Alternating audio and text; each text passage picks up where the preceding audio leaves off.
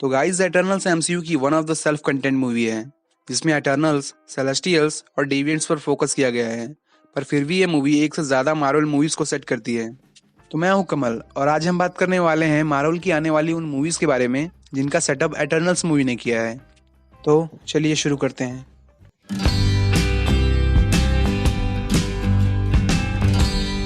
तो एटर्नल्स अब सेलेस्टियल्स के प्लान के बीच में आ गए हैं, जिससे अब अर्थ और गैलेक्सी की किस्मत उनके हाथों में चली गई है।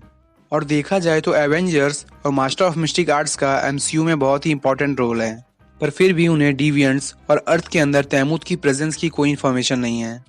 तो अब जब एरिशेम ने खुद को दुनिया के सामने ला दिया है, तो अब एवेंजर्स से लेकर गार्डियंस ऑफ द गैलेक्सी तक सभी के मन में बहुत से सवाल उठ रहे होंगे। तो अब देखा जाए तो एजैक मर चुकी है, इकरिस सन में जलने के लिए चला गया है, सभी एटर्नल्स डिवाइड हो गए हैं। तो अब एटर्नल्स का सीक्वल एटलीस्ट अभी तो नहीं आएगा, पर उसने बहुत सी एमसीयू मूवीज को सेटअप किया है। तो चलिए बात करते हैं उन 6 मूवीज के बारे में जिनका सेटअप एटर्नल्स मूवी ने किया है। Number 1, black night. तो एटर्नल्स में सर्सी के बॉयफ्रेंड के तौर पर जिस कैरेक्टर को दिखाया गया है वो मार्वल कॉमिक्स का एक बहुत ही पावरफुल वॉरियर, एक बहुत ही पावरफुल सुपर हीरो है जिसका नाम है डेन विटमैन, यानी कि ब्लैक नाइट। और मूवी में डेन के कॉम्प्लिकेटेड फैमिली हिस्ट्री को टीज किया गया, जहां हमें इबोनी ब्लेड की एक झलक मिली। और जिसके बाद डेन के सामने ही एरिशेम ने सर्सी को किंगो और फेस्टस के साथ स्पेस में खींच लिया, जो अब डेन विटमैन को श्रापित इबोनी ब्लेड को उठाने और अपने पूर्वजों की तरह ब्लैक नाइट बनने के लिए मोटिवेट करेगा। तो हो सकता है कि जल्दी आने वाले फेजेस में हमें ब्लैक नाइट की मूवी या डिज्नी प्लस शो देखने को मिले। Number 2, blade. जब से एमसीयू की आने वाली ब्लेड मूवी की अनाउंसमेंट हुई है, तब से सुपर हीरो फैंस ब्लेड का इंतजार कर रहे हैं। और अब ये कंफर्म है कि फेज 5 तक ब्लेड की मूवी नहीं आएगी, जहां थॉर रैग्नारॉक और लोकी में हमें रेफरेंस मिला कि एमसीयू में भी वैम्पायर्स एग्जिस्ट करते हैं। और अब एटर्नल्स के पोस्ट क्रेडिट सीन में महर्शाला अली की आवाज एमसीयू में एरिक ब्रूक्स यानी कि ब्लेड की एग्जिस्टेंस शो करती है। तो बॉक्स पर लिखा था डेथ इज माई रिवॉर्ड, जो ना सिर्फ इबोनी ब्लेड के खतरे को बताती है बल्कि ब्लैक नाइट के श्राप को भी बताती है। और अब डेन विटमैन और ब्लेड का क्या रिलेशन है, ये मैंने इस वीडियो में एक्सप्लेन किया है। आप आई बटन पर क्लिक करके या डिस्क्रिप्शन में जाके देख सकते हैं। तो ब्लेड डेन विटमैन के साथ ब्लैक नाइट मूवी या शो में दिख सकता है, या ये हो सकता है कि डेन विटमैन फेज 5 की ब्लेड मूवी में ब्लेड के सपोर्टिंग कैरेक्टर के तौर पर दिखे। Number 3, black panther Wakanda forever. Iron man 2 के पोस्ट क्रेडिट सीन में शील्ड के टैब पर एटलांटिस के सीन के लगभग 10 साल बाद फाइनली एटर्नल्स ने एटलांटिस को एक रीजन दे दिया है बाहरी दुनिया के कांटेक्ट में आने का।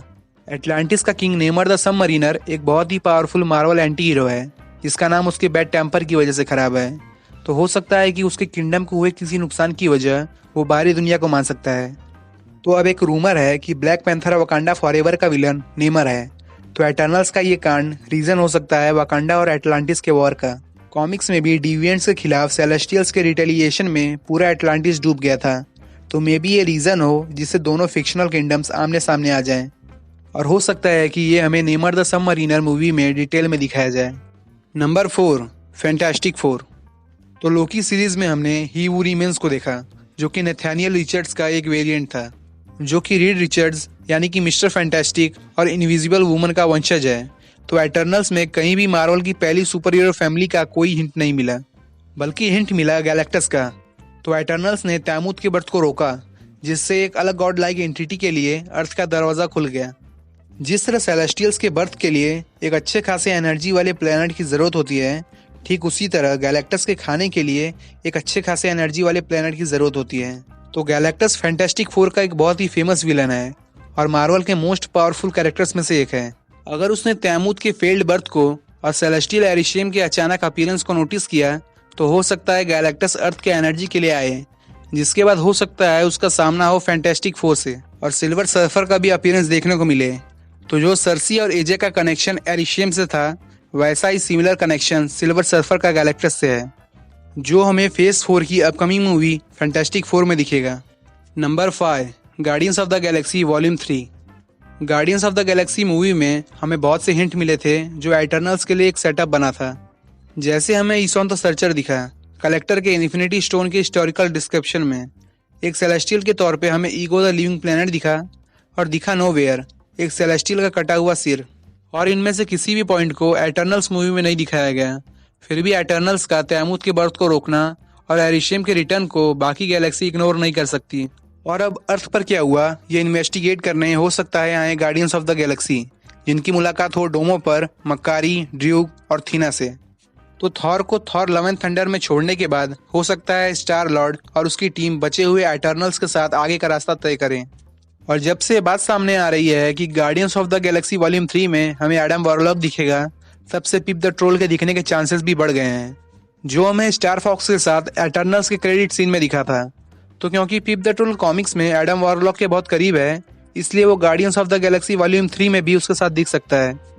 Number 6, infinity watch. तो एटर्नल्स के क्रेडिट सीन में हमें स्टार फॉक्स और पिप द ट्रोल दिखे, और अब guardians of the Galaxy volume 3 में हमें एडम वॉरलॉक दिखेगा।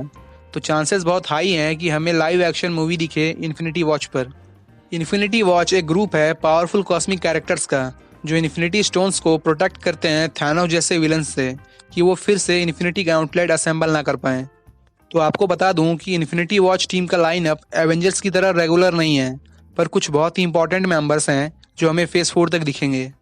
तो इस ग्रुप के पहले वर्जन को लीड एडम वॉरलॉक ने किया था, जिसके टीम मेंबर्स थे ड्रैक्स, गमोरा, मैक्सम, ड्रैक्स की बेटी moon dragon, pip the troll और सुधरा हुआ थैनोस। अब देखा जाए तो थैनोस जा चुका है, तो हो सकता है इन्फिनिटी वॉच टीम में कुछ नए मेंबर्स जुड़ें, जैसे डॉक्टर स्ट्रेंज और कैप्टन मार्वल। लेकिन एक बड़ा क्वेश्चन ये है कि इन्फिनिटी वॉच मूवी या डिज्नी प्लस शो में इन्फिनिटी स्टोन्स वापस कैसे आएंगे। अब कुछ भी हो, पर एटर्नल्स मूवी के इवेंट्स के बाद हो सकता है बचे हुए एटर्नल्स हमें इन्फिनिटी वॉच मूवी में नजर आए। तो इस वीडियो में बस इतना ही। अगर ये वीडियो आपको पसंद आई हो तो इसे लाइक कर दीजिए, शेयर कर दीजिए, और इसी तरह के सुपर कंटेंट के लिए इस चैनल को सब्सक्राइब भी कर दीजिए।